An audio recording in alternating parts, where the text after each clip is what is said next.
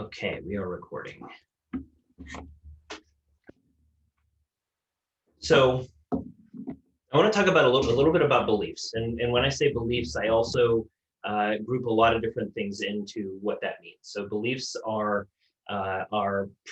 psychological programs. There are automatic habits. There are subconscious programs. There are learning algorithms. All of these things are built into our beliefs.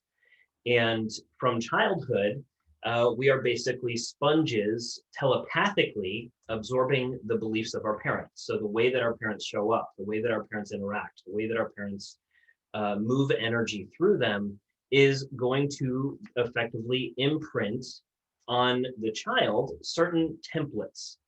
And those templates are very, very important. So one of the things I want you to understand is that these belief structures, whether they're from one level, we don't like some of the beliefs that we experience, but on a higher level, all of those beliefs were installed so that we could learn the lessons that we came here to learn very, very nuanced and very, very specifically. So we really want to have gratitude for some of these beliefs, even if they, from one standpoint, seem like they're a limiting belief. That limitation is better off being thought of as a constraint. And when you're given constraints, that is the best method of being able to be more creative within the container that you're given. And so it's very important to start with very specific constraints and over time peel the layers of those constraints so you can show up much more powerfully in every other area of your life. And so what we want to understand is that when we say beliefs and when we say, whether we're looking at our money beliefs or we're looking at our relationship beliefs or we're looking at career beliefs or any of these or our beliefs about our body or health, we want to understand that even if these beliefs are not empowering to us as they exist now, the reason that they exist as they are is because we have very specific lessons that our soul incarnated into this physical form to learn. Now, we are simultaneously incarnated in many different timelines. And in each of those different timelines, our consciousness is evolving a different aspect of our identity. So we might have had one lifetime where we had an extraordinary amount of wealth, and we needed to then learn in another lifetime how to be in a certain type of poverty in order to balance both sides of those lessons that could potentially exist. Not that there's only two sides, but that there are certainly ways of balancing two different angles of that particular program. So a couple of things. I took a boatload of notes this morning, so they're a little bit out of order. I'm going to jump around a little bit as stuff kind of comes up. So the thing we want to understand is our emotion and imagination follow our beliefs. When our beliefs change, the emotion no longer has any context. And so the imagination can change directions. So our beliefs effectively mobilize our emotional and imaginative powers. And so one of the things that people mistakenly, or one of the things that's fashionable right now is the belief that we should put our feelings above our conscious thoughts, above our rational mind. It's the idea that emotions are more basic and natural than the conscious reasoning is. But conscious thinking is what actually determines those emotions, not the other way around. And so we want to understand that a lot of these, the New Age propaganda, is very strong in the idea that you should follow your heart, you should follow your emotions, you should listen to what feels good. And as I'll get to throughout this talk, we'll see why different layers of nuance show up through some of those programs that ultimately are quite disempowering. So when someone gets depressed,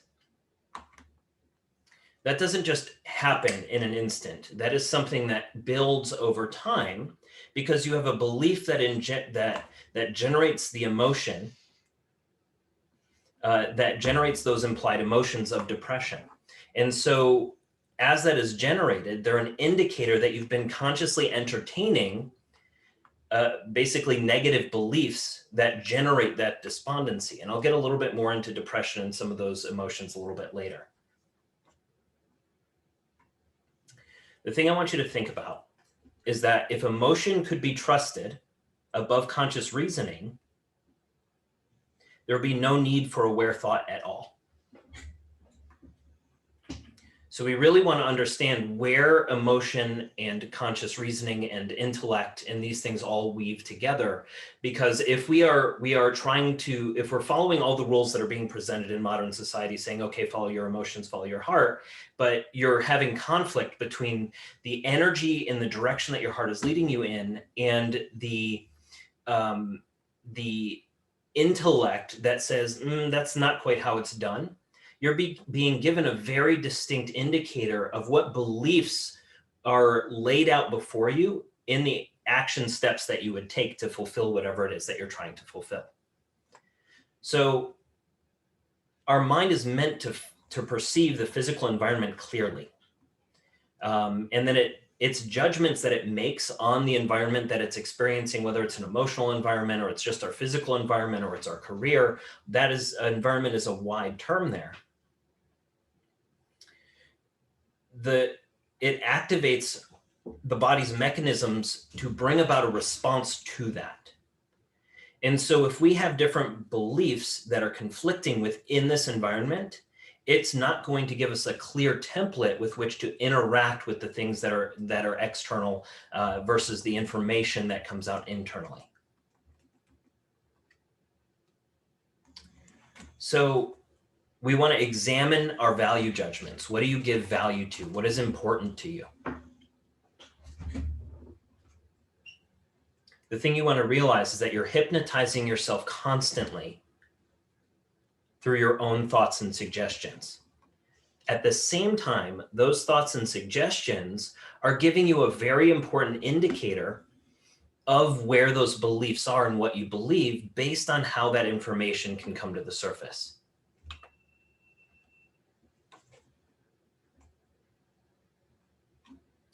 The beliefs you hold at the surface that you're aware of are going to be connected to many sub-beliefs that may or may not be conscious, and they're all interconnected. So your belief in illness depends on many other beliefs: unworthiness, guilt, imperfection. And so there are active versus passive beliefs, and the passive beliefs lie latent until a thought or a trigger of some kind brings them up to the surface for you to actually start to evaluate and analyze them. And so that's part of where color puncture and some of these other tools come in for being able to actually bring those unconscious thoughts up to the surface. You can evaluate the multifaceted and multi-layered elements of the beliefs that you hold. So in order to be on a thought of poverty, whether that's lack or scarcity or any kind of category of poverty, not necessarily involving money, you must also have an idea latently of what health, vigor, and abundance are. And so you end up having a scale that is created through your beliefs unconsciously, but you can also use your concentration to shift where you sit along that scale. And by understanding that there is a scale, you can recognize, based on the way that you speak to yourself, based on the beliefs that you're consciously aware of, because you are consciously aware of some of the beliefs, you just aren't consciously aware of what those beliefs are necessarily connected to.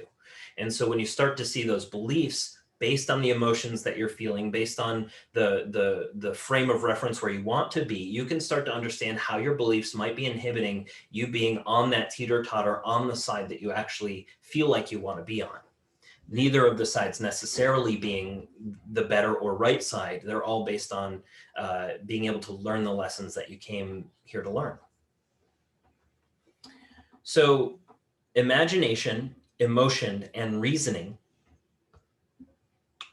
are not separate faculties. I want you to understand that. So our emotion, our reasoning mind, our imaginations, these are all interrelated and interconnected at all times. You don't do one before the other. You don't do one instead of the other. They are all simultaneously interrelated. And so you want to understand how to use all three to begin to shift how these things show up in your life. A wise consciousness is going to take data from inside and outside.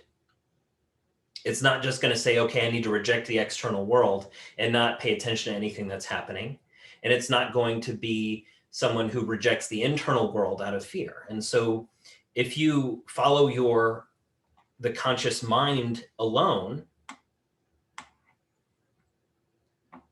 you would basically lose the inner self, and you would have the expense of all the intuitional, the intuition, the precognitive ideas, the clairvoyance, all of these things that exist from your internal self would be completely negated as not real.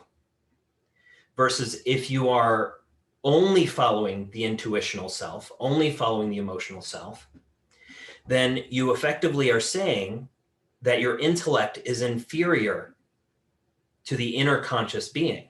And so just by nature of those beliefs, you're going to alter how that information shows up to you and how you're able to actually process it.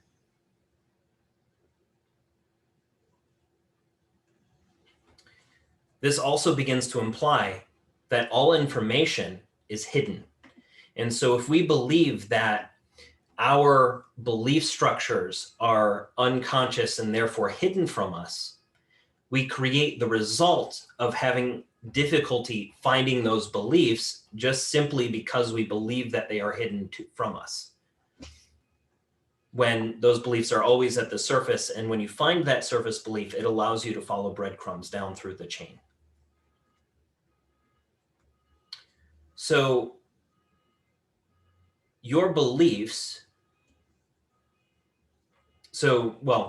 this on some level, when you look at the conscious mind versus the intuitive emotional mind, when you are choosing to say, okay, I need to follow my heart, or okay, I need to use my intellect and reject what my heart is saying, what is happening is you're creating a division within your psyche that implies that those two are separate, and it makes it really difficult for them to communicate. And the thing to understand, when you look at the multidimensional nature of your anatomy, the way that intuition actually flows through you are impulses from your higher dimensional aspects of self, or your future aspects of self, who have gone through these experiences already and are leaving that imprint for you to actually experience. You then reference that through your subconscious beliefs and programs and through your emotional body.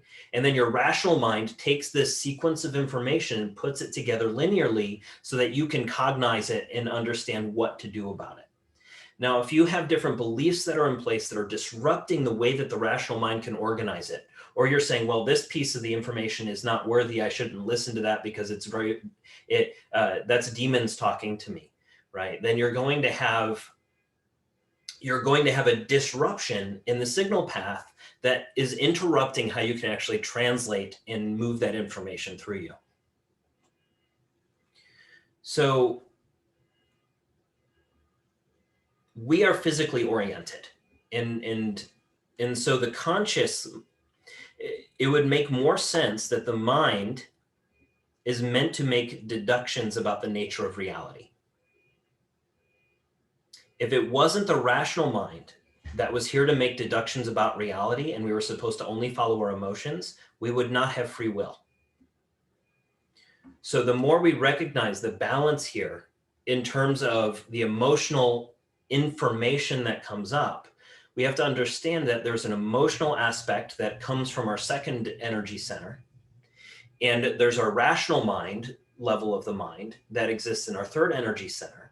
And the way that information flows through and cycles those different areas is going to very much determine how our life shows up externally to us.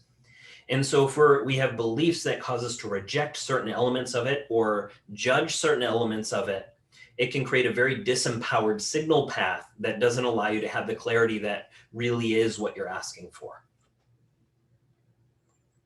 Because your beliefs automatically attract the appropriate emotions and your imagination multiplies them. And so the stronger our imaginations, the stronger our negative direction can be, as well as the positive direction. And so when your mind is chatty, or you're listening to the committee, or you're running away with yourself, all of these different things are a showcase of how your imagination works. And so we want to continue to understand how we can look at the emotions separate from the beliefs, separate from the programs, as well as separate from the intellect that we use to actually process that information.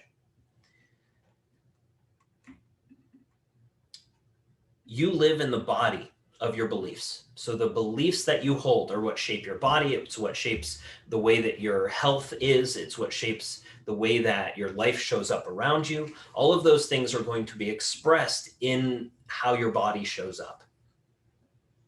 If you believe at a certain point in your life that your metabolism changes, or that you lose your hearing because of age, then so it will. You'll begin to compensate by exercising less and less, and you'll find other senses to compensate for your hearing, simply because the belief that you hold that says, okay, as I get older, my eyesight gets worse. As I get older, my hearing gets worse. And then you rely less and less on that metabolic aspect. You rely less and less on your hearing. You rely less and less on your vision. And so those functions become habits that you stop practicing. And so you forget how to metabolize properly. You forget how to hear properly. You forget how to see properly. So the thing is, the belief influences the result. The result didn't create the belief. So you had a belief somewhere that influenced that to happen.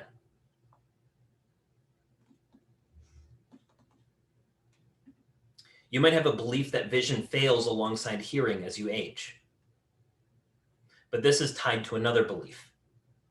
It's a belief that age makes you less of a person, turning you into a person who can no longer relate to the environment. But you can also see the flip side of this belief, that you can say wisdom grows with age. Self-awareness brings a keen mind to better assess the environment. Keen and peace of mind. What else did I write here? And your senses appreciate stimulation. So you have both beliefs that exist, and I'll get into how to start reframing them and how to work in them in a little bit.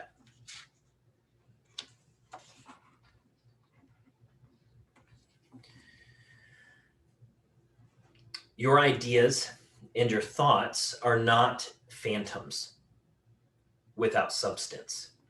So when we think something, when we have an idea, there are dimensions of creation where that idea has an energetic electromagnetic substance that travels through the different layers of our multidimensional anatomy, and through that process is effectively filtered through the belief structures that exist. And so when we have certain thoughts, we are literally creating those things on other dimensions of reality. The amount of focus that we give those thoughts, the more energy that we pour into it, the more matter, subatomic matter particles are accreted into that form through our imagination and through our beliefs. Now, our beliefs are going to alter how that information is actually translated into our nervous system. So when we have these electromagnetic idea realities that we're generating, these are automatically translated by our endocrine system and our nervous system into our flesh and into our experience, our emotional experience, all these things. When I talk about color puncture and doing endocrine regulation all the time, our endocrine system and our endocrine hormones are chemical messengers. And these chemical messengers are what take this higher dimensional, higher frequency information, translate it through the neutron window in the atoms, and then out into your nervous system for your body to convert the pulses of electricity into chemical signals that your body can actually translate into experience. And so when we look at how our ideas are filtered by the different systems, and why I recommend endocrine regulation for color puncture and all these different things that are so important, is because I understand how that signal path works, and making sure that each of those pieces is optimized so that the signals coming from your intuition are accurate and clearly translated with beliefs and programs that you have chosen through you wanting to empower yourself, versus the programs that were imprinted by default.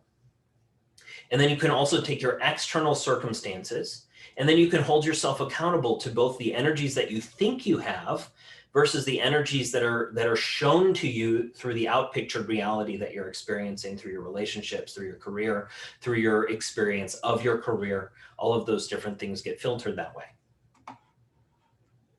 So your effective power of action follows the lines of your beliefs.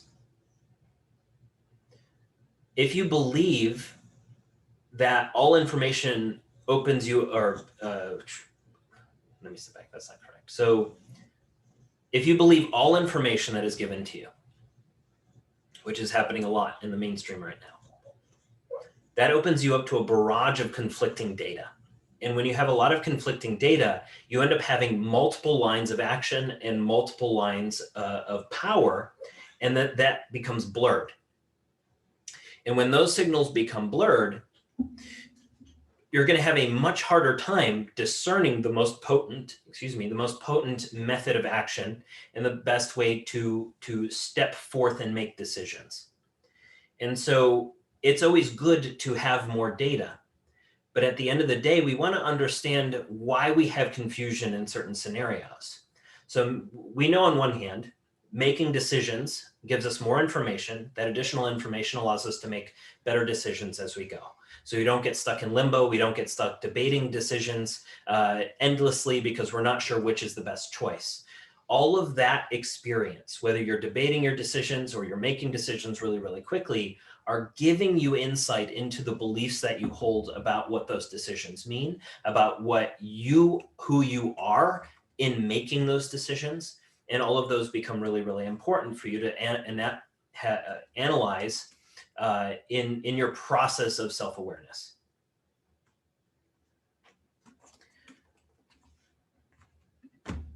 When we have a lot of potential lines of action, that's going to create contradictory demands on the nervous system, on your system in general. And those contradictory demands are, effectively when you have signals sending you in two different directions. And I know everyone here has certainly felt what that feels like, to have conflicting information, and should I stay or should I go, or do you have should I make this choice here even though everything seems really good. And then you start to understand the different subtleties and nuances that come from not just one belief. It's like, oh, I have one money belief, and if I fix that, then everything else will be fine. If I just use these affirmations, all these things are going to be empowered.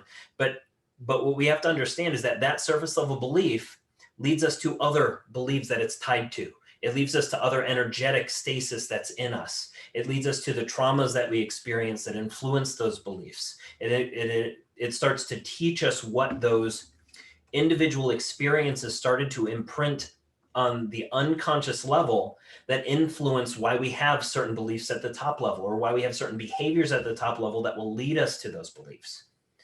So what we want to start doing, what we want to understand is how important it is to assess the inner self. And so as you begin to have this information show up, as you begin to have lines of action, as you begin to have different lines of personal power that can show up and choices that you can make, that blurred experience ends up sending you contradictory demands, and assessments are then made by your rational mind, by your inner self, on the data that is here.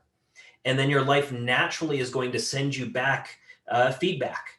It's going to give you a series of experiences that will trigger you, that will tell you something is wrong, that will give you an injury, that will give you all these different indications that you are operating on conflicting information And you need to work on the beliefs that you are running around that information and align those beliefs that are contradictory.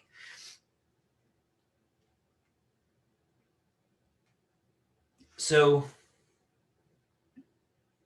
we want to deal with beliefs directly, or we'll be forced to deal with them indirectly. So we will deal with those beliefs one way or the other, whether you're unconscious to them and you're living out your life and you're asleep to it and you're projecting and blaming the outside world for all of the circumstances and the emotions and the things that you're feeling, or you can understand that this is how it works, and you can begin to use the tools of consciousness to track those beliefs and reframe them into better alignment with who you want to show up as and who you want to be. So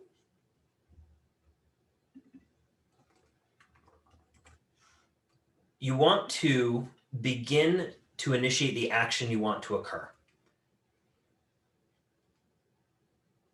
And so you initiate the action you want to occur physically by creating a combination of the belief that you want, the emotion that you believe is tied to that desire, and the imagination of and using your imagination, you will form them into a cohesive image. The important thing to distinguish here is that you do not want to tell yourself that this does not match physical reality, because it doesn't. And that's the point. Your beliefs match your physical reality as they are. So when we change the belief, we need to understand that it is not meant to match the physical reality as it currently is. And I'll give you some tools to start to work through that a little bit later.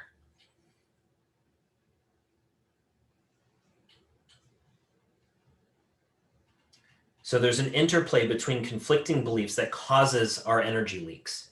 So when we have certain traumas, when we have miasmic imprints, and I'll talk a little bit about those in a little bit, they're going to generate oppositional energetics to what we are trying to create or what we believe we desire. And that opposition is going to generate power leakages into phantom matrix structures. It's going to generate energy leaks. It's going to generate all of the things that an energy leak implies, whether that's conflict, whether that is creating both what you want a little bit and a lot of what you don't want. All of those are implied within those conflicting beliefs and those energy leaks that we want to plug, so that when we intend to create something, when we intend to deliver a message, that message can come through clearly and in an empowered state. So when we have those power blocks, these are unassimilated beliefs and they take on a life of their own. And if we allow some of those beliefs to dominate, they're going to pretty much take over certain aspects of our life, whether that's our relationships and our beliefs around what we are worthy of in our relationships, or that's what we do as a career because we feel either obligated to do that as a career, what jobs we try to leave because of the stories that we tell ourselves. All of these things start to come to the surface as we start to examine the areas that we have those initial blockages and those stories that we start to tell ourselves. So what happens when you become afraid of your own consciousness? So when we believe certain emotions are negative, when we believe certain feelings and beliefs are a bad belief to have, and therefore become afraid of our own consciousness, what ends up happening is we increase our polarization. And when we increase our polarization, we're going to have more of both what we want and more of what we don't want as a result of unrefined programming that we're running. And so it's very important to use that as the indicator that it is, to help us realign with how that information can actually flow through us and the beliefs that influence what information flows through us. So the ideas and beliefs that we hold and the way that we talk to ourselves, all of those energies feed on itself. It is a perpetual self-fulfilling prophecy that ends up happening just by nature of how those energies work and are carried back to you. And so if you keep outputting that based on this disempowering belief, and that disempowering belief is channeled back to you through your relationships and through the amount of money that you're making and all these different things, then you end up saying, oh, okay, that belief must be accurate because it's what's happening. And so you just continue to multiply that underlying belief that continues to be channeled back through that externalized circumstance without ever having the self-awareness to evaluate what your perception is of how that interaction is unfolding.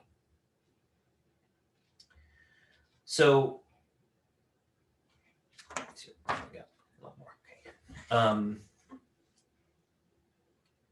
let's say that you ask for help, but at the same time, you judge asking for help as weakness, or you judge yourself for the weakness that caused you to need help.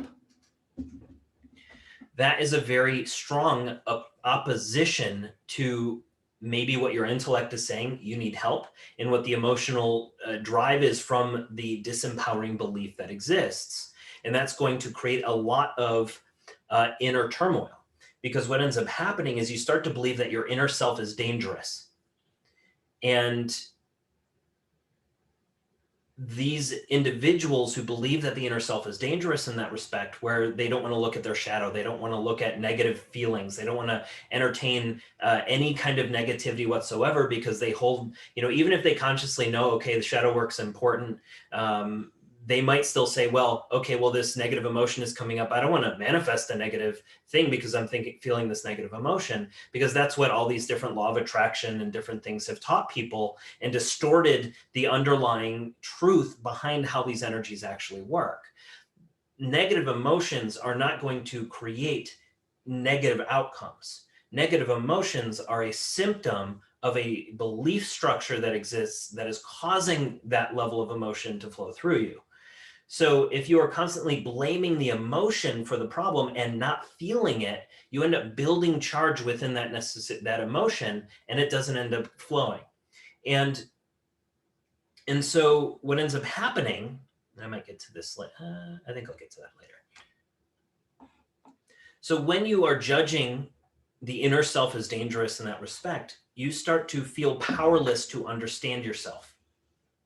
And that powerlessness can lead to depression. It can lead to a whole bunch of different things. It makes an individual feel like they stand alone and they're undefensible. And it might even bring up people's fear of like good and evil, heaven and hell, that there is an evil below you if you make the wrong decision and you're doomed. And there's a God above you who is cold and unattainable and uncompassionate, but he's going to give you what you want if you align with this imaginary set of beliefs that you hold, right? And so it's really important to understand these belief structures, not only that are held within us individually based on religious upbringing, but the ones that are still in the collective conscious still involve good and evil. Those things are still outpicturing in our realities. And if they exist on the collective, it means that we are still susceptible to remnants of those beliefs and need to be perpetually cleaning and reframing a lot of the times when that comes up. Even if we've healed a lot of that, we know intuitively and cognitively that those things are not part of our makeup anymore. We have to understand that it is part of the makeup of the rest of humanity. And knowing that gives us a lot more power to navigate it when it comes up, instead of us saying, oh, well, I need to reject that because that's not me anymore.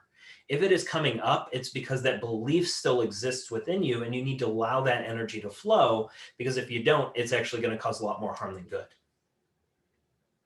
So we don't want to have a fear of self-examination, whether that's good emotions or bad emotions or shadows or things that we desire that we think we're not supposed to.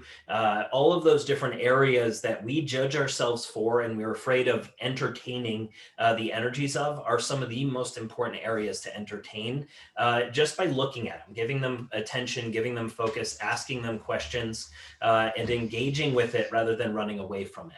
Those ideas and things that show up to you on the conscious level have already gone through your belief structures. They've already gone through the emotional filters. They've already gotten to the point where they're at your surface level for you to cognize and to consciously process. If you are rejecting them at the conscious level, all you're doing is sending them back into the machine to keep generating that same energy. So one of the ways that the mind ends up working when you're avoiding your own thoughts and avoid self-examination, your mind is always attempting to make sense of the beliefs that form.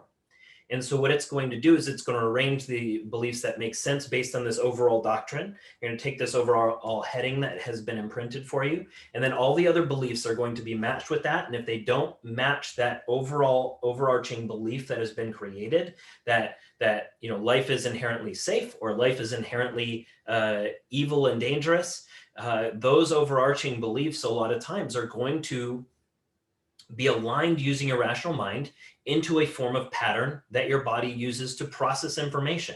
And so it'll reject the beliefs that do not align with that until you start to change the overall heading that exists, that those beliefs are actually contained within. And so we want to really get down both to the overarching category of beliefs, but then use that to trickle into the more subtle, nuanced things that show up on a day-to-day basis as a means for us to kind of notice both sides of the story that can exist through that. So if an individual feels powerless, or if you feel powerless as an individual, if you feel unloved or not worthy of love, this often gets compensated by you trying to see yourself as powerful. And so that can make arguments, that can make you contemptuous of others and certain activities. You can say, my consciousness is too high for this, I don't do that anymore. You can judge certain types of work that you're doing as saying, well, I'm too conscious for this type of work, and therefore I'm going to not put too much energy into this while I do the other thing I think I really want to do. Well, what happens is when we start to do that is our higher intelligence through us is going to create lessons involving how we show up in the world, right? Because it's never about what we're doing. It's about the energy that we embody while we're doing it. And the more that we start to understand how those underlying beliefs start to weave into how we show up into the world, we can start to say, oh, maybe it's actually not my job that I need to leave right now so that I can feel better about what I'm doing. It's the fact that I'm saying that I need to leave my job in order to feel better about what I'm doing as an excuse to give myself permission not to show up, as an excuse for me not to embody who I say I am, because that's a scary identity for me to hold, and for me to actually show up in the environment that I'm already in and allow that to evolve. Right? If we are waiting for the greener pasture for tomorrow to actually start to show up, we're going to bring ourselves with us. And those same sorts of scenarios and inhibitions are going to show up in all of those other scenarios. So we really want to be able to look at ourselves in the mirror about the reasons that we are running away from something that might be a good learning experience for us, or why we might be making certain excuses about why we're not showing up in this environment, or why this environment is the wrong fit for us to be able to bring out that kind of energy. And the truth is, our consciousness has put us in those scenarios to make us uncomfortable in that specific way so that we can re-evolve how we show up in those specific areas. And it's interesting to me. I see a lot of people who, they're starting a job. And they're like, oh, this job doesn't feel good. I don't like it. It's not quite my purpose. And then they keep trying to find a purpose. And they keep looking for their purpose, never feeling fulfilled. But the truth is, passion and purpose comes from you getting really good at something. It comes from you practicing the things that you're doing and embodying and being skillful at something is where the passion ends up coming from, because you end up caring about it the more that you know about it. And if you are someone who instead runs from something every time it doesn't feel good, well, you're missing the aspect of patience and of practice and all these different lessons that need to be taught within that specific container. And so when I go into something, when I went into when my electronics business crashed and burned and I was kind of backed into managing the gymnastics gym, I really didn't want to do that. But every job that I enter into, I'm always thinking about, what am I learning from this? In what way is this kind of forcing me into outside of my comfort zone so that I can become comfortable and powerful in any of the scenarios that I might be put in. So if I am temporarily saying, well, my identity is I ran this business and made a lot of money, and so I shouldn't be doing this little job right now because that's it's a shot on my ego, or whatever the case is about what that is in my own made up frame of reference, then I'm not being able to approach the job for the blessings that it actually contains, the blessings that allowed me to shift the money programs that got me in that hole in the first place, and the self-worth programs that crashed me in the hole in that first place. It didn't give me the opportunity to learn the next level of that communication around fear with my gymnasts. It wouldn't have given me the opportunity to have the series of events that actually happened while I was at that gym that allowed me to build my mobility business on the side. And so all of those things happened in tandem, that if I was at that gym and I said, I'm just going to do the bare minimum, I don't really care about it, then I wouldn't have created the programs that I created. I wouldn't have benefited and made the relationships that I made at that gym. And that would have carried me and got me the jumpstart energetically that I had when I launched some of my mobility programs. And so it took me in a job that I, from one standpoint was not what I wanted, because it didn't match the old identity that I was holding. But I was able to then use it proactively to say, okay, I'm in a place I don't really want to be in, but I'm here for a reason. And that reason is going to help me balance certain beliefs that are inhibiting me in another path that I'm not aware of yet. And so as I start to shift that and I start to approach it from, okay, how can I be powerful in this scenario? How can I, if I want to show up as a higher consciousness leader, and I want to be a healer, and I want to be somebody who can help my peers see a bigger picture, but I'm waiting for permission from the universe or from somebody externally or from myself to do that tomorrow in another scenario, then the universe is saying, hey, you want that right now? Practice it now. Start showing up in that in all of your scenarios, whether that's at a job that doesn't make sense to do it in. You'll start to then give yourself the correct constraints that allow you to reevaluate your beliefs about who you're supposed to be, so that you can say, wait, there's not a supposed to be attached to who I'm being. I need to figure out actually who I am and what lessons that I'm being taught through these different experiences, whether those are experiences at a job, or those experiences are how your body is manifesting right now, or your health is manifesting right now, and understanding how that leads you to your underlying programs that influence how that shows up in your life. So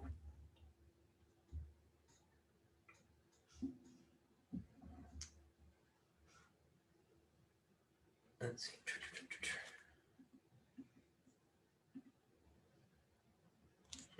That's good enough for that.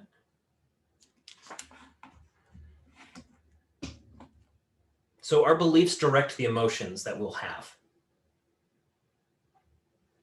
You will feel aggressive or happy, despairing, determined,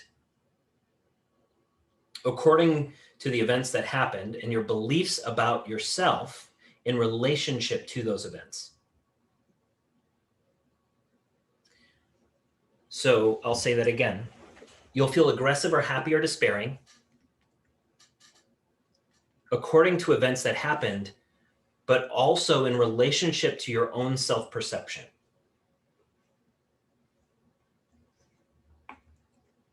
Meaning your idea of who you are and what you are will determine the emotions a lot of times that arise when you are faced with different scenarios. You will not understand your emotions until you understand your beliefs.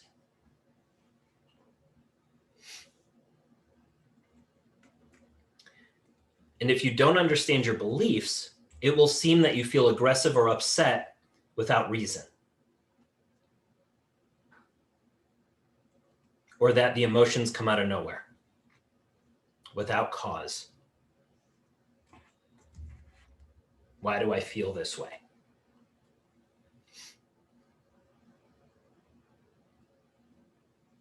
Depression, as I mentioned earlier, is a belief that your conscious mind is powerless, either in the face of an exterior circumstance that was thrust upon you,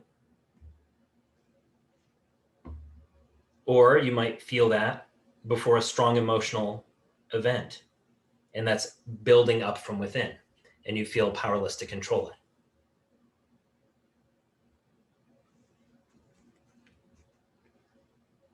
We want to understand that the mind is not the stepchild of the self, it is part of the self.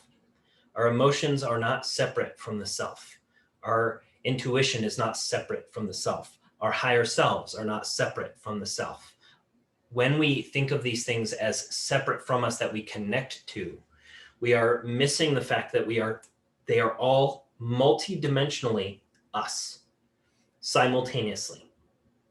And the more we start to integrate that, the more the information that is connected at those different layers can be embodied and expressed through us.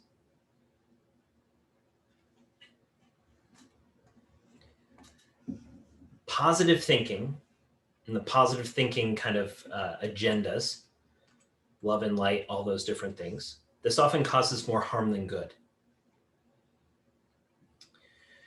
And one of the reasons that it does that is it feels like a lie to your subconscious. So when you use affirmations, when you tell yourself to feel a certain way, because you're working on the emotional level rather than the belief level, you end up, your subconscious knows you're lying.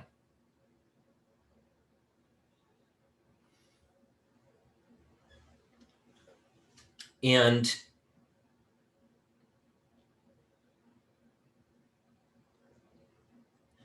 there's also going to be beliefs around what it means to entertain negative emotions.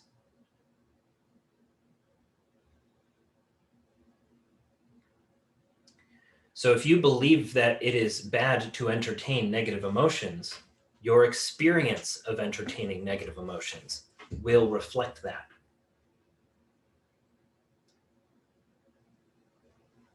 If you believe you have little merit, you have imposter syndrome, inferiority, maybe you feel guilty, you might be afraid of aggressive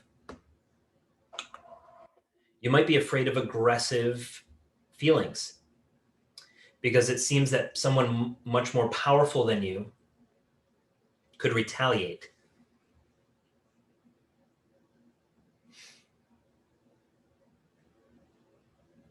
If you feel that this feeling is wrong, any feeling, whether it's a negative emotion or it's aggressiveness or it's anger or it's depression or it's anxiety, if you feel any of these feelings are wrong, you'll inhibit how they flow through you.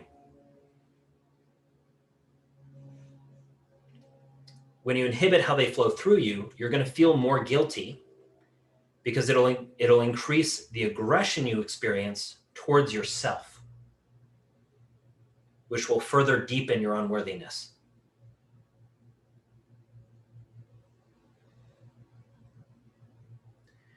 So I'll say that again. If you feel that something you're experiencing is wrong, and then that thought comes up, and you start judging yourself for that thought, saying, oh, I'm not supposed to think like that, I need to reject that. Or I'm not supposed to feel that way, I should reject that. Well, now you're increasing aggression towards yourself, because you're judging the self that is speaking those ideas into you based on the underlying beliefs that exist.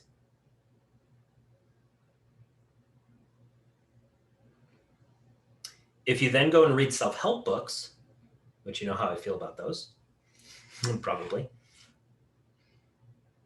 And those self-help books tell you to contemplate goodness. So let's say you have negative emotions that are coming up, and those self-help books say, contemplate goodness and turn your thoughts to positivity. Turn your thoughts to love and light. You'll be in trouble. because this will only serve to make you more afraid of the emotions that are coming up.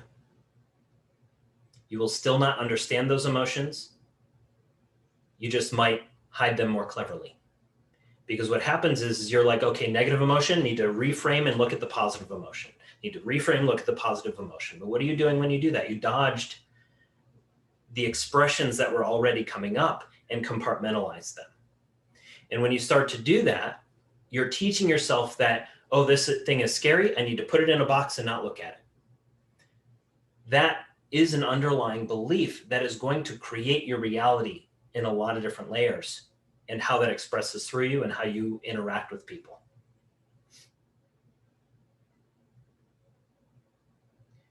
Then what ends up happening is you'll try harder. It's like, okay, well, maybe I'm not being positive enough, or maybe I'm not looking at the positivity strongly enough. Let me just feel it. But then you feel more inferior because you feel like you're supposed to be something, and your beliefs are still orchestrating the opposite.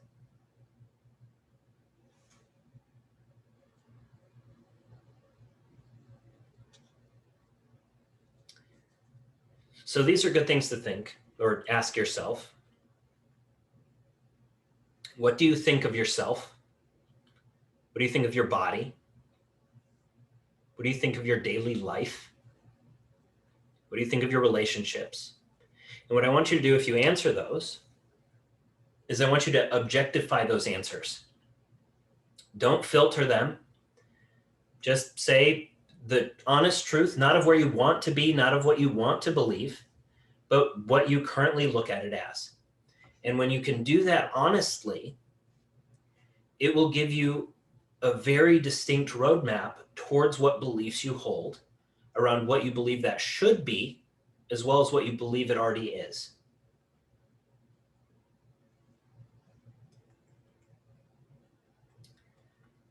When you look at these things and you feel the rise of unpleasant emotions, this will give you an opportunity to identify their source. And when you start to begin to identify the source of those unpleasant emotions based on the beliefs that carried them to you, you'll find that those answers are always available to you, even though you may have at some point thought that those answers weren't coming.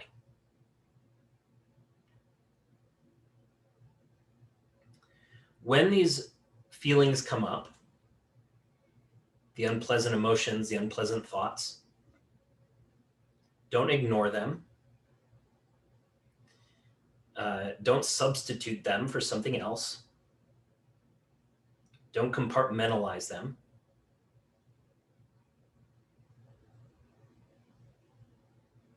What I want you to do is you'll start to understand that these are always tied to either certain narratives, or they're tied to, the narratives are tied to certain emotions. And you want to start to track what pairings show up through those different thoughts and expressions. Because those will always bring up a matched pair. And so as you start to shift your beliefs and you start to track, okay, I'm thinking about money, and then I tell this story, oh, I shouldn't do this right now because of XYZ. We can start to see where those beliefs are and what we believe happens when we spend money, what we believe happens when we receive money, what we believe happens when we get something in the mail. All of these different things are representations of these energy exchanges that we can participate in. We also then start to see our beliefs around, do we value someone's time? Do we value our own time? Do we value and how is that mirrored through the way that we have these different layers of interaction? And so we can start to track our beliefs much more specifically when we go to take a specific action. So if you're launching a coaching program, or you're trying to talk to new clients, or you're trying to build a new business of any kind, you will be confronted with a lot of these different layers of beliefs that are meant to increase your capacity as you start to blend them and you start to understand how to navigate what they might mean in terms of how that business will manifest for you, or the struggles that are manifesting through that business to begin with. So if you're starting a business and it's nothing but obstacles, that's because of the programming and the energy that you're outputting into that business and through that business. If that business is booming and it's awesome and you're miserable, that's because the energy you're outputting into that business and your beliefs and your perceptions and things that are all coordinated through that simultaneously. And so the more we can recognize our own self-containment, our responsibility for the energies that flow through us into the things that we experience. So the more we can be held accountable, the more that we can be self-contained, meaning that we are always responsible for the reality that we're creating around us through our belief structures, through our energetics that flow through those belief structures, and the emotions that flow through those belief structures. We can start to hold ourselves accountable and be a little bit more fascinated by the emotions that are arising, by the internal conflicts that are arising. All of these things become a lot more fun when we understand, oh, there's this puzzle that exists on all these different layers, and I can start to track it just by everyday experiences. I was like, okay, this person came up and DM'd me in this way, and that person gave me this opportunity to respond in a way that was a challenge to me because I had this belief about my identity, or whatever the case is. Or maybe they didn't respond to me in the way that I wanted. And so I have other layers of what comes up around what those beliefs should have been, or the action should have been.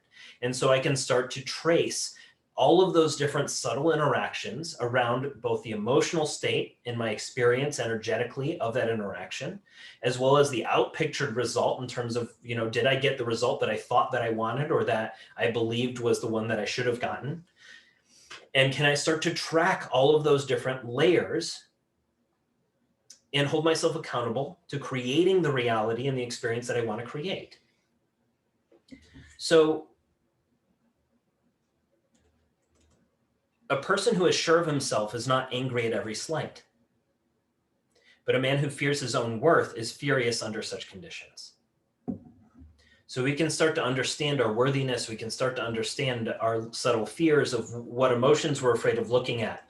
And through those different emotional fears, we will have filters of perception that show up in our other interactions. And so we can start to track them.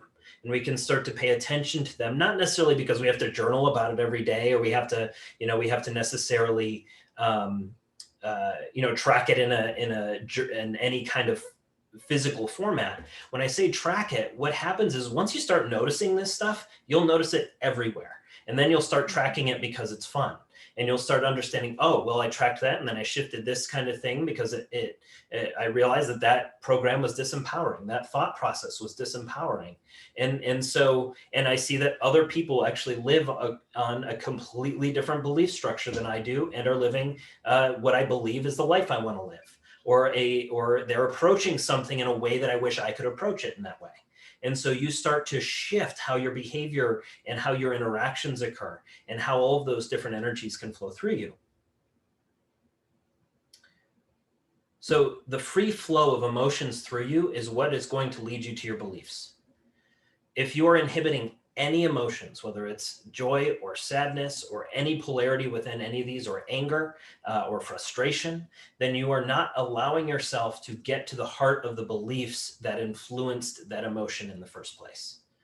And especially like things like frustration, because we feel frustration a lot. And that is that's a really easy one to find, because it's always connected to, I believe this should be happening this way at this rate, and it's not. I'm frustrated that it's not happening in this way and this rate.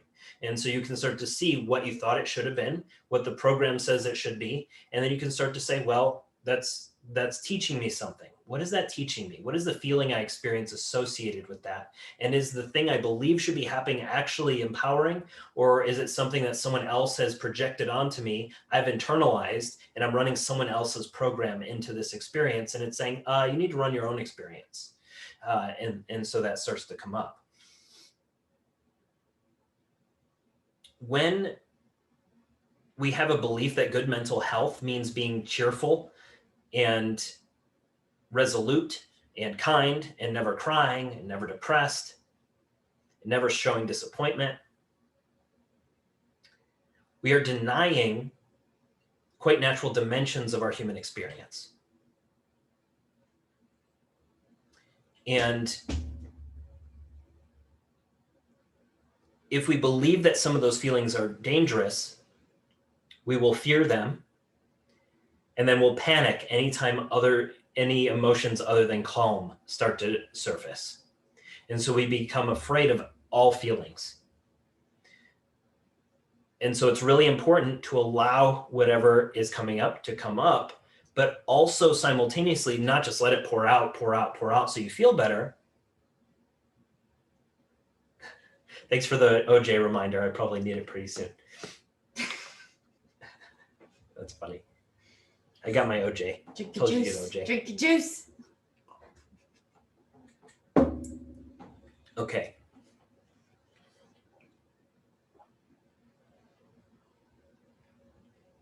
So our conscious mind is meant to align all of our capabilities in accordance with our beliefs.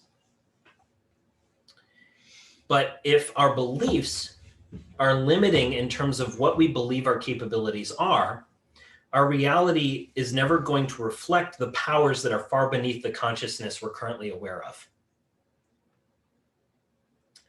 So the more we can start to dig out all of these layers of beliefs, the more personal empowerment, the more other abilities start to surface, psychic abilities start to surface, just as a nature of you refining those underlying beliefs that say that this is real and this is not.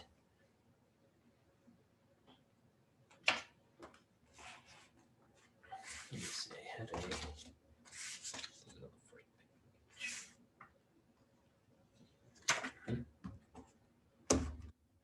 okay. So at a super surface level, and we'll workshop a couple of things in a second. The super surface level way to shift your beliefs is first to detect the emotional and imaginative connotations of whatever is going on. So whatever is coming up, you detect the emotion that is attached to it. You detect the story or the imagination that is being told around whatever is happening. And we are always telling stories. There's never a time where you will not be able to use this technique to track a belief. Because every single experience, whether good or bad, is going to have the imagination running through it in some capacity, and there will be some kind of emotional state usually tied to that. Part of the game is getting more sensitive to the nuance of what shows up, because it's fairly easy to find the macro emotions when they show up and you're having a really bad day or a really good day. You're not quite paying attention to it.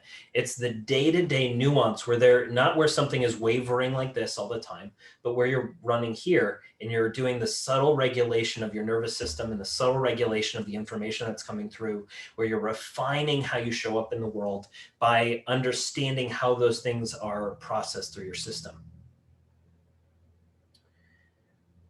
Once we have an idea of what that emotion and the imaginative connotations are tied to that idea, we can generate an opposite emotion and imagine an opposition to that belief.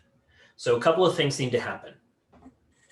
We need to find the emotion that we're experiencing. We need to give ourselves permission to feel what we're feeling, because a lot of times we feel like we're not supposed to. And if you still have a belief that says certain emotions or certain desires or certain thoughts are bad, then you're going to have a real hard time integrating whatever that feeling or emotion is from the start. So the first thing to do is give yourself permission to feel what you're feeling, because that's what you're feeling, and you have no control over that layer. You only have control whether you open or close the valve. And so you want to keep that valve open, so all of that energy is always flowing. And then you want to use that to trace the stream of current. So give yourself permission to feel what you're feeling. Once you give yourself permission to feel what you're feeling, you also give yourself permission to see the beliefs that exist tied to that feeling. Because sometimes you have a belief that you don't want to admit, because if I admit this belief, it's true. That belief is true to an aspect of you. It has been shown through your reality, and you have every reason to believe it is true. So acknowledge that to an aspect of you, it is true. But what we want to understand when we start to create the other truth that we want to build is we want to assure ourselves that the old belief, even though it is true to an aspect of us, is only an idea about reality but not an aspect of reality itself. So all of these beliefs that we hold, every single one of them is always an idea we hold about reality. Whether that's an idea about heaven and hell, it's an idea about good and evil, it's an ideal about communication, saying that if I don't communicate, I am in the wrong, and if I'm in the wrong, I should be punished, right? So there's a couple of layers of beliefs that get structured in here. This person is not communicating something, and I believe that we should communicate. I believe that not communicating is wrong, and I believe that this person not communicating should be punished. And then you start to project that whole thing onto the person that is doing that, who may not even hold that same belief. You may also find that when you are judging communication in some way, that you might be communicating with many people. You might be communicating with many people in one area, but not communicating with your mother or not communicating with your grandmother. And so there's that belief that communication is important, not communicating is wrong, not communicating or something that is wrong should be punished, right? There's several layers of beliefs that exist within that series. So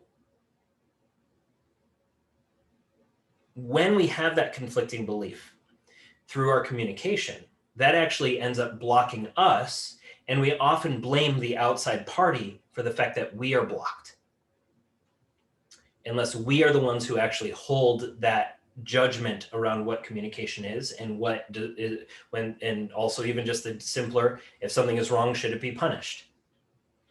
Those beliefs are really, really important because these are beliefs that have been imprinted on the collective. They're beliefs that are imprinted from our parents. All of these different things are an idea about reality, but they are not an aspect of reality itself.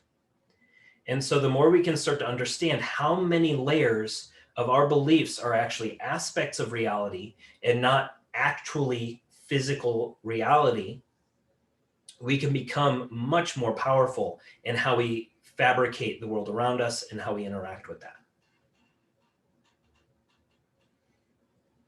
When we have this judgment around communication, let's say, because this one hit home for Anastasia too. If you believe that your main method of communication is painting, but you are writing instead of painting, then you can also have conflicting beliefs around your delivery method of your information.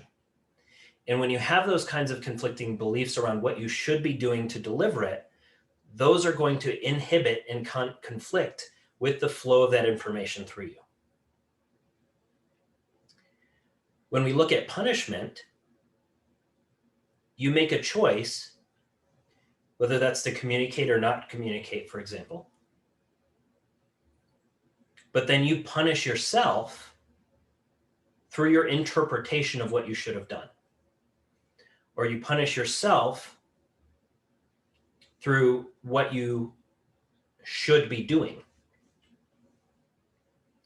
right? And the arguments that you say to yourself, rather than being accepting of what you are doing and what process you are at and what is actually being unfolded in front of you for you to experience right now, without you getting addicted to that next big thing or that next thing or that thing that's going to make you feel better, or that thing that, you make all of this money and you have this belief that, okay, well, if I just make this much money, then I can be on vacation, right? Then I can rest, then I can finally be at ease. And that belief is going to actually keep you away from having the experience of relief and ease that you should be having every single day, regardless of what the money is. You've just tied them together. And so we want to understand what these beliefs are asking for. So when we're asking to make a bunch of money and we're operating in scarcity and we're like, okay, I only have $3,000 in my bank account right now, and I need to come up with new programs, or I need to sell something online, or I need to make a new thing together to be able to make my ends meet, or I'm leaving my job and I need to put a thing together because if I don't, I'm going to run out of money, even though you have money in the bank. You start to run on these beliefs that are self-fulfilling prophecies rather than understanding what you're actually asking for in the subtext of why those beliefs exist. When we have that craving for that bigger life or for that pot of gold, a lot of times it's because we are asking, we think that, okay, when I get there, I can rest. And usually when we have that impression that we think, okay, well, if I got all this money, then I can rest and I could go play by the water and I can go play all the time, or I could be on vacation all the time. We are effectively running from the negative aspects of that belief and program that are with us currently. And that's going to be carried with us.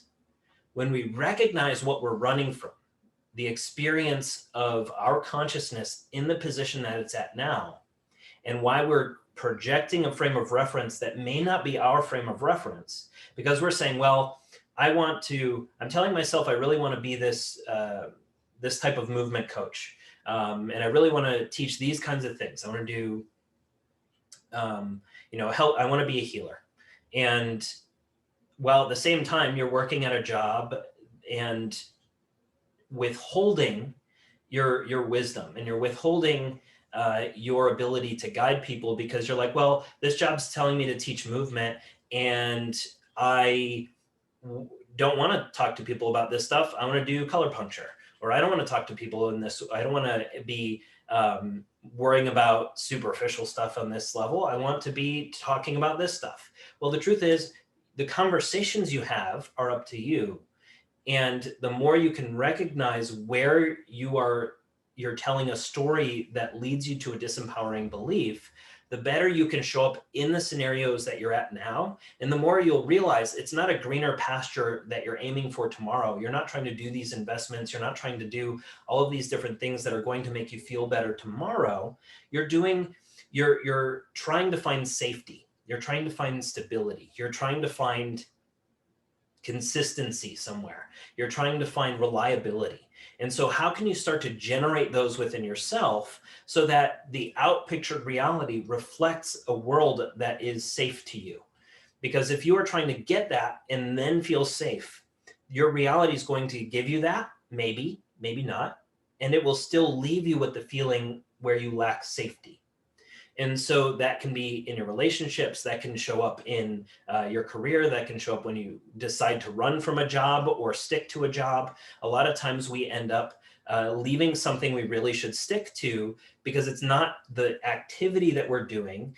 It's the way that we are doing that activity that is inhibiting how we can express and feel fulfilled in what we're doing.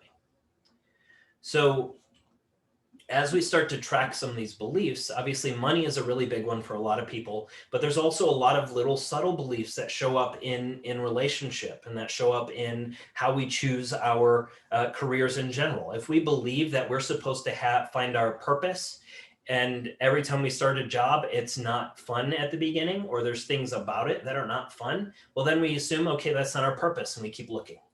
And then what does the universe deliver back to us? It delivers back to us the experience of looking, not the experience of having. And so we want to be aware of that so that we're not constantly trying to grow for the sake of growth, because there's no point in growing when you don't have an aligned reason to grow. So for me, for a really long time, it wasn't that important for me to grow a super huge audience. It wasn't important for me to have a ton of people that were in my chats to validate what I'm talking about. It was important for me to create an impact on the people that I'm talking about, because that was what energized me. It wasn't having all of these different groups. And so I have this badge of honor that says I've reached all these different people, or I have this level of income. It's always about understanding the emotional experience that I want to have, which is not in a lot. It's having that impact and that connection that I can build between a much more intimate group of people. So that's good enough for this part, I think. I'll just keep whiffing if I don't stop. So I know like my clients have had a lot of stuff coming up this week. So I'm going to let them chime in on anything that they had been brewing over the week, and we'll workshop that a little bit. Going to keep this just to my clients, please. So if you're not one of my coaching clients, this is for you to listen in on, and you'll learn a lot from it anyway. What ends up happening when I answer these questions is we see ourselves in that person very clearly. So none of these questions tend to come up if it isn't for all of us in one way or another. So if any of you guys wanted to chime in and talk about it, a little bit about what was coming up this week, you're welcome to. Yeah, Ryan, I'd love to get your perspective on some things. Yeah. First of all, I was in therapy for like 2.5 years leading up to this, and I think this session was probably more helpful than all of that. So I've been sitting over here laughing to myself. But I think the thing that was helpful to me is in therapy, I developed a ton of awareness of what I was feeling and what I was thinking, but I had no empowerment to shift that or to have like any meaningful interaction with it. And so it's kind of this like horrible situation where you have more self-awareness and then nothing to do with it. So yeah, really cool. Wanted to ask you a question. So this week, one of the big fears that I have that's really prevented me from sharing what I'm thinking, what I'm working on in a lot of contexts is just this fear of how people perceive me. And so, for example, in our Telegram chat, when Eric was talking about his job situation and I put in, my perspective, and then immediately I start having these thoughts of they think I'm an idiot, or my thoughts don't make sense, or I'm missing something big. None of this works. And so there wasn't even a specific thought that I had. It was just like this trigger immediately. After posting this thing, I start feeling this thing. And so I was able to unpack it a lot. And just like kind of like sit with the feeling and kind of see like, what is this feeling that I'm having? And is there a thought or a belief that's attached to it? And what I seemed to kind of come to was that I want people to acknowledge me and accept me. And so if I put a message in the chat, I want them to A, respond, and then B, to agree with what I had to say. I didn't really get much further than that. But yeah, I would love to hear your perspective on that. So on one hand, there's nothing wrong with wanting some validation.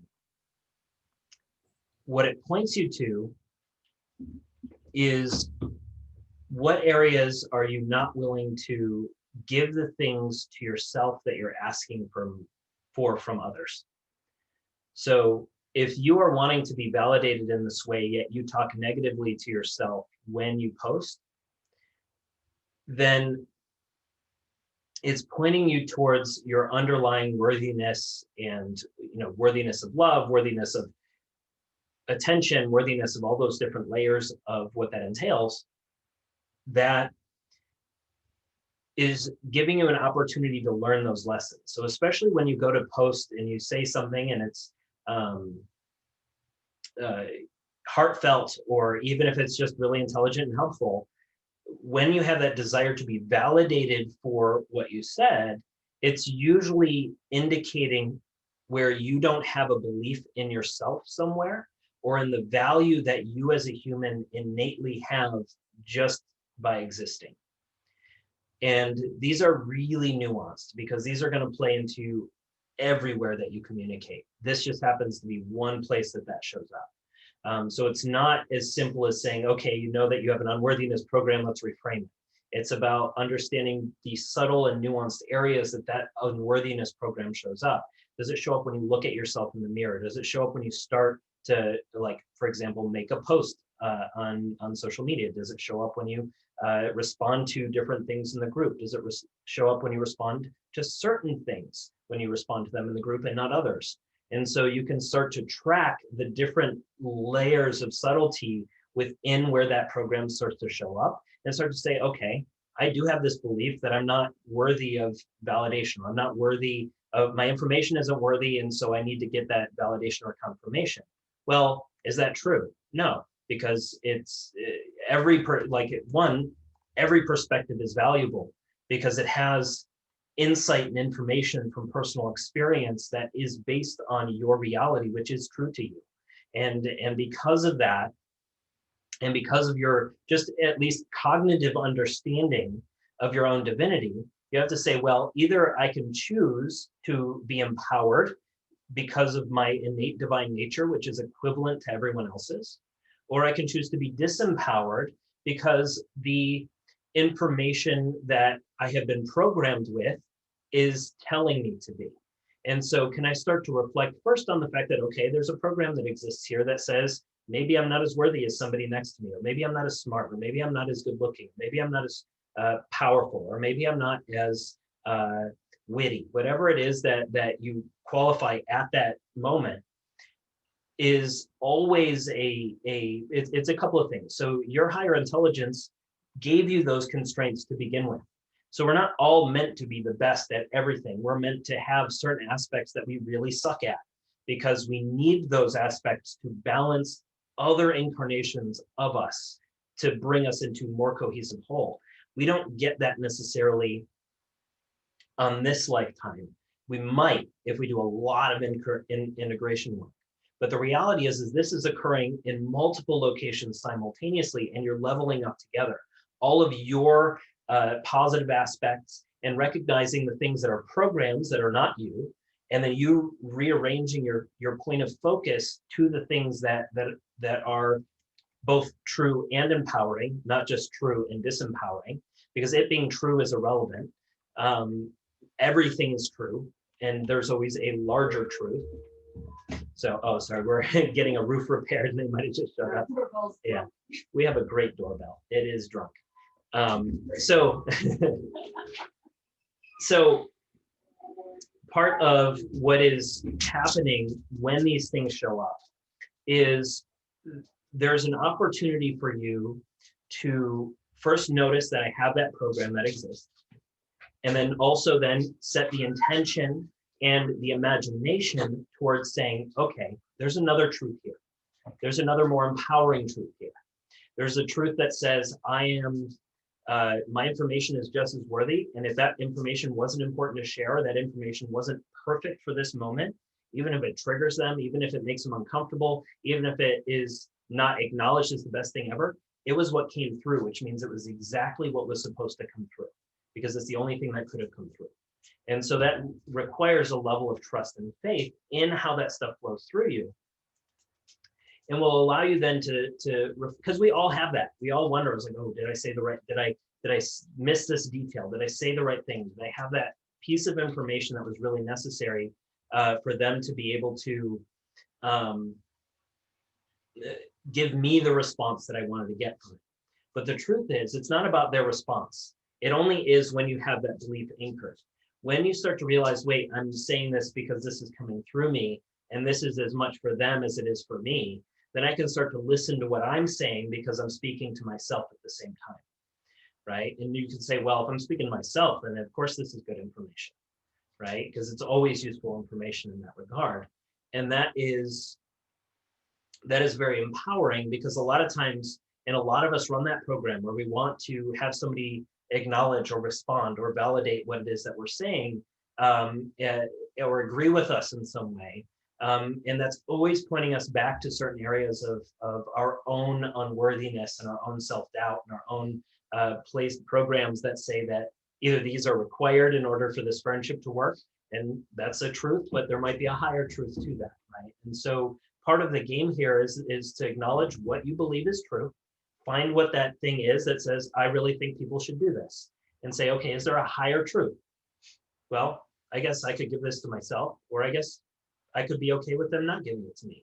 That is a higher truth, right? And so it's not about being okay with never getting your needs met, right? But it's about understanding what needs can you deliver for yourself, what needs are actually being met, but your belief system is actually inhibiting you from receiving the meeting of those needs.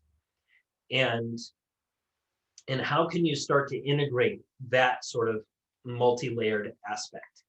And that's a practice, like all of this stuff. You know, everybody wants to say, oh, I can shift one money belief and now I'm rich. And it's like, no, there's worthiness in there. There's money programs. There's energetic expressions that are channeled back to you. There's systems that are involved with how you actually move that money. So if you're not understanding the energetic aspect, if you're not building the right system, if you're not understanding the belief structures that influence how that energy moves and how that system works, then you're gonna be missing certain cogs in the game. And so many people just want to say, okay, rescue me, money. I want to feel better.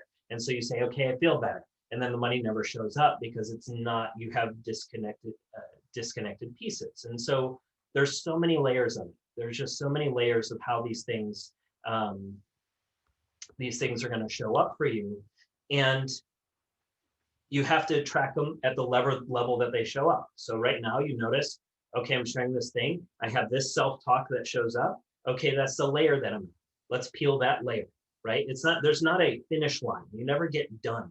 You don't finish it. You don't peel all the layers on money and you're done. You don't peel all the layers on relationship and you're done. You peel layers, and there are infinite number of layers, and you are constantly expanding into whatever that allows you to expand into. It allows you to be more powerful with it. And so as you start to do that, you stop looking for that destination. You stop looking for that rest. You stop looking for that vacation, because you realize there isn't rest. Not when you die, not when you get to the island.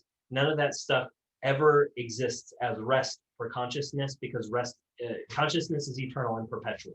It is constantly cycling and moving. And so if you are wanting rest, that is actually a stasis and a lack of energy flow, which doesn't feel good, which is likely where you're at already, which is why you have the pain that occurs in certain scenarios because of a blocked energy. That's awesome. Thank you. Yeah, I've noticed that maybe because of color or some of the other stuff, that I'm able to follow that breadcrumb trail a lot better than I was able to in the past, or at least be able to translate like an emotion to a belief better than I was in the past. And for me, if I follow it deep enough, usually it does go back to like the value or the worthiness, and whether that's innate or whether that's derived from some external validation of some kind. The shifting part is still hard for me though, like feeling that, like, you know, that panic or that fear or whatever. And I can cognitively say, oh, this is not the only option, or this is maybe not the, you know, accurate or objective, but I'm still feeling that emotion. So that reframing, that shift is kind of, I think, where a lot of the work is for me right now. So what you can try when that stuff shows up and you're finding that energy is don't worry about shifting it. Acknowledge that it exists first. Because if you immediately see it and try to shift it, you're like, oh, I'm saying these things. I don't want to say these things. I'm trying to be powerful, right? Then you end up actually inhibiting how that energy flows. What'll happen is you just look at it and say, okay, well, I'm having these thoughts that are coming up that are saying X, Y, and Z, and they're implying this level of worthiness. And I track that pattern. And just through doing that, just acknowledging that, you're like, okay, I am saying that. I do have that belief somewhere. Help me find how to shift that. You know, just connect with your vertical line and connect there and say, okay, I'm seeing this belief. How do I shift it? I know this is not me at my most powerful. How do I shift that? And you'll get an insight. Like, you will get answers if you ask the right questions that way at the right times, right? And you just have to catch it and notice it. And you're like, okay, I'm having this thing. I'm going to acknowledge that I have this, and I'm going to sit in it for a second without being afraid of it. So. Thank you. And Ryan catches me doing this every once in a while. And I see a lot of overlap between me and you, Dave. So it's when you do catch yourself and you're like, oh, okay, this thing popped up that I'm not loving, that's this thought popped up or whatever. And you, like you said, instead of trying to immediately like ding, go off, because it's this belief that you don't want to be wrong, right? Is that, yeah, okay, you're nodding, yeah. Something that shifted a lot for me to like just neutralize it a little bit is everything I do is correct, and like really feel it. And on the level of like, if you have to go to the soul level or the oversoul or whatever level, like, you know that you programmed this for yourself on some level. And so just, I have been for months, like that had been my mantra, to come back to just like equilibrium in those moments where I start to like veer off and try to figure out immediately, oh, how do I, oh, so I want to change this. What's the solution? I need it right now. And I don't just intend to receive the answer and then just like fucking wait. Lots of patience involved, for sure. And I think a lot of what happens also is when we zoom out and we understand that all of these contrasts, all of these belief structures, all of these what on the human level, on the 3D level, we consider our inhibitions, are the constraints our higher intelligence put in place intentionally, so that we could push against those constraints and grow a little bit and grow a little bit and peel some of those layers.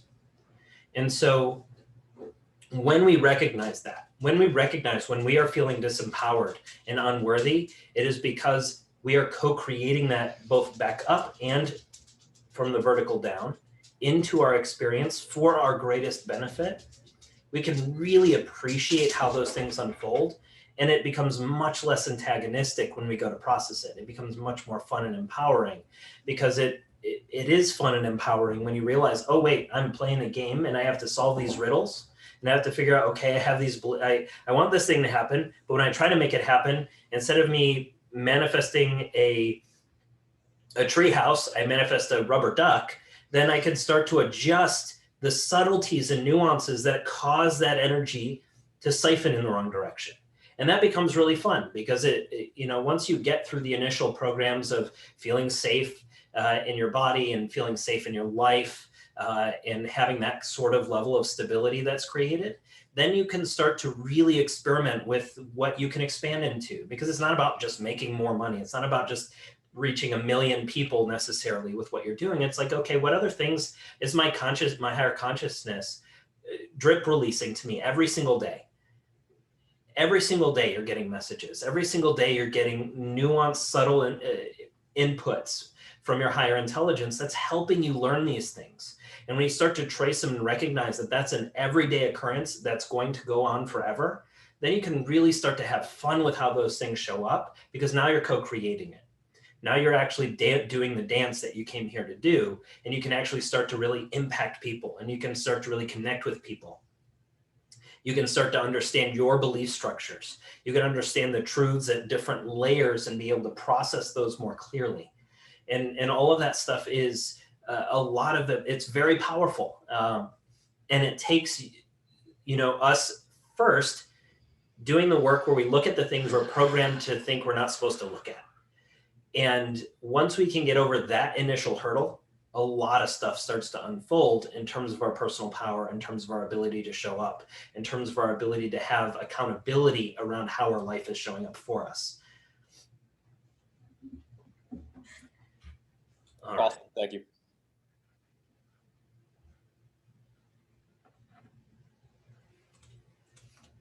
All right. What else? Eric, Pierre, Scott, anything you wanted to bring up? Kelsey? Lucy. Is that Francis? Does he go by Franny? I love that. I mean, I resonate with what Dave said. I'm thinking that all of us have felt that way whenever we write on the Telegram chat or anything. Just like, was that smart? Was that intelligent? And then especially engaging with Ryan, I'm like, okay, I know every time I engage with Ryan, I'm going to be shown how much I don't know, basically. It's always going to be showing me how much I don't know. But I think one reframe that helped is just trying to see like whatever interaction that happens, like if you're ignored on the Telegram, not ignored, but if no one answers on the Telegram chat, if on Instagram you post and you get some negative reactions, all of it, or if Ryan shows you how much you don't know, all of it is good, because you're learning from it. It's always like an opportunity to learn and to help yourself grow. So no matter like if it's a negative reaction or if it's a perceived positive reaction, it's like you can see everything as being like correct or good or so helpful in some way, and nothing was going to like destroy you. Like no reaction that someone has is going to destroy you. So I think if you're able to just reframe it and see like what is the good in this, if it is a negative reaction, it's a way to learn or something like that. And then another thing is that at one point I was like kind of ignoring or trying to push away like certain thoughts I had. Like I would care maybe like what someone thought of me, and then I would just tell myself like I don't care, like I don't care. I'm like beyond that now, or like I can see the insecurity in that, but it ended up keep coming up again because I just used that terminology like I don't care when obviously I cared about it, and that's why it kept coming up. So that's a couple thoughts I had regarding that. It's so interesting how that stuff works, because we're all programmed to like there's so much stuff in the new age crap that's out there that is designed to create separation as opposed to integration. And it's so easy to create an imaginary frame of reference that we compare ourselves to, not realizing that like if you consider at the highest of high levels that we are all part of a much larger group consciousness that chose to come down to this experience and evolve very subtle and nuanced creative aspects of itself. And we at this level have an ability to have our rational minds, our unique rational minds, process based on the beliefs and the energies that flow through us, how we want to interact and create our reality uniquely based on the circumstances that we were given based on those imprints. And the more we start to recognize both our connection to each other and our individuality at a much higher level, not just that, okay, they're further than me. There's no such thing as further than, right? Anastasia is actually a higher dimensional entity than I am. But her consciousness was contained in a different way than mine was in this lifetime specifically. And so it's really important to understand that even if we incarnated from D51 like I did, or D61 like she did, we have different lessons and missions and roles in this play that we came here to play with. And those characters are going to have different character flaws. And if we are Captain America trying to play as Wolverine, there's going to be a huge interrupt in how that character can actually express as Captain America. And when you realize that these imaginary frames of reference are just that, belief structures that are imprinted by society and that are held in the collective, we can start to shift those on the individual level and change the reversals that exist in our different energy centers, and heal the miasmic imprints that are from trauma and those different programs that also generate energies. And we can then start to show up in our own role and our own personality and the multiple layers of personality that our individuated consciousness can express. Because we have a lot of parallel aspects that most people are trained to kind of isolate away from. But once you realize, oh, wait, I don't need to be the one who has all these superpowers. I have a different superpower down here that is for my purpose, that if I tap into that, it's going to be way more magical for me than trying to live someone else's life by comparison to that person's level of wisdom or that person's level of skill with a juggling skill, or that person's skill with painting, right? And if we're always comparing by these other things, we're actually distracting ourselves from actually showing up in the highest capacity of what we were here to show up in. And that is challenging to do in the world of social media. So part of the game in social media is we're always shown the perfect versions of all these other people and encouraged on some level to compare ourselves to a lot of these other things. And one of the answers is, okay, just like unfollow anybody who doesn't make you feel good. And there's a lot of mental real estate and willpower you can save by doing that. And it's really powerful to do that. At the same time, it's even more powerful to recognize that and not need to do that. And so when you start to realize how those comparisons show up and all these different narratives show up and how your unworthiness shows up embodied through those kinds of expressions and what you try to engage with, what you try to run from, what you judge yourself against, You can start creating your own frame of reference to judge yourself towards. You're like, okay, well, I've been told my whole life that I really need to make $1 million. But then you sit there and you're like, well, is that actually what I want? Is that the life? Is like the $1 million an amorphous experience to most people because they've never had anywhere close to that kind of money. And so when you're thinking about these imaginary standards that somebody sets, it's like, well, what is the actual day-to-day emotional and physical experience that I want to have? Is it this kind of relationship dynamic? Is it free time to do art of some kind? Is it just a feeling of relaxation? And then seek those elements so that you can start to align the rest of your blueprint with that level of experience that your soul is actually asking for. And then the money and the stuff will fill in the gaps to support you there. So if any of my clients have any other questions, if not. What else? I had something really interesting come up this week. I had a really hard time seeing. So this year, one of the biggest shifts that I made, and one of the things that color puncture really helped with was learning how to love myself. And for being super depressed for many, many years, that was one of the big things that I was really asking myself. That was something I really wanted from myself, was to understand how to love myself. And I found that this year, and I started embodying that in what I was doing, shifting a ton of behaviors that kind of betrayed my love for myself, and created sort of negative patterns and feedback loops in my life. And I felt amazing. I felt really good. I was fully experiencing everything that was happening in my life. I felt like I was progressing. I was doing all the stuff that I wanted to do. And I got to a point where I felt really good. Everything felt like it was right. And I kind of stopped doing the actions that showed myself that I loved myself. So I stopped doing color puncture as often, and I stopped taking time for myself. I stopped committing time to myself and started looking for things outside me that I could start to help, because I felt good. I figured that out, right? But I realized this week that there were some things that I had stopped doing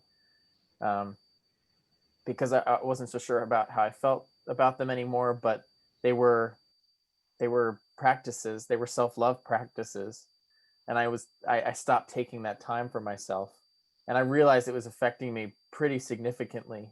And I got some mirrors in my relationship, and some other things that were going on, and I was trying to externally help my wife with certain things, and I forgot about myself. And this week I don't even know if I consciously remembered myself again, but I started taking some of those steps again, and it immediately shifted a lot of the things that I was experiencing.